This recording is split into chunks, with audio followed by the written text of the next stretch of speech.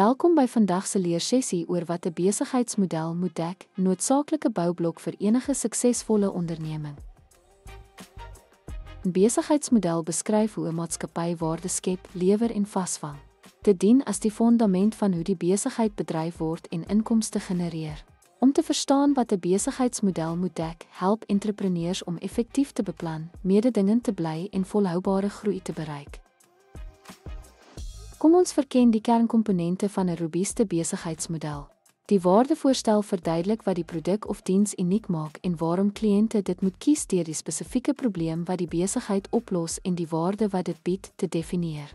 Die identifisering van die teikenmark is van kritieke belang, aangesien dit help om bemarkingsstrategieë en produkaanbiedinge aan te pas by die groep kliënte wat die besigheid beoog om te bedien.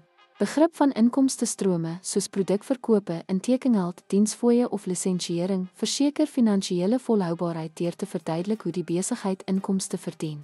Deur die kostestruktuur uiteen te sit, insluitend produksie, bemarkings, verspreidings en administratiewe uitgawes, help dit om begrotings doeltreffend te bestuur.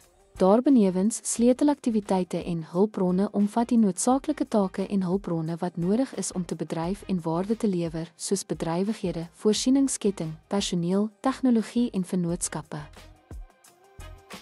Ten slotte, die begrip van 'n omvattende besigheidsmodel is noodsaaklik vir entrepreneurs om te navigeer hoe hul besigheid funksioneer en waarde skep. Deur te fokus op sleutelkomponente soos waardevoorstel, teikenmark en inkomstestrome, kan besighede 'n suksesvolle koers na winsgewendheid en groei uitstippel.